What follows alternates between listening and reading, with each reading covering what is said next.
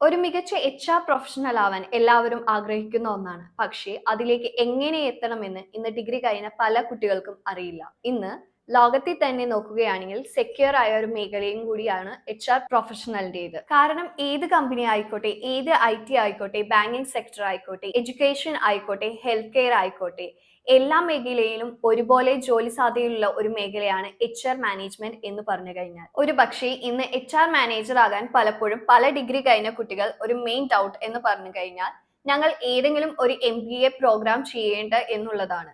പക്ഷേ ഇന്നൊരു MBA programme ചെയ്താൽ മാത്രമാണോ ഒരു HR പ്രൊഫഷണൽ ആവാൻ സാധിക്കുക? ഇന്ന് ഒരുപാട് ഡിപ്ലോമ പ്രോഗ്രാംസ് നമ്മുടെ നാട്ടിൽ അവൈലബിൾ ആണ്.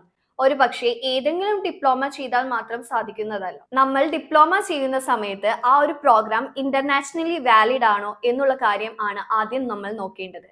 അങ്ങനെ ഒരു ഡിപ്ലോമ ചെയ്യുന്നത് വഴി നമുക്ക് ഒരു വർഷത്തോളം അവിടെ ഒരു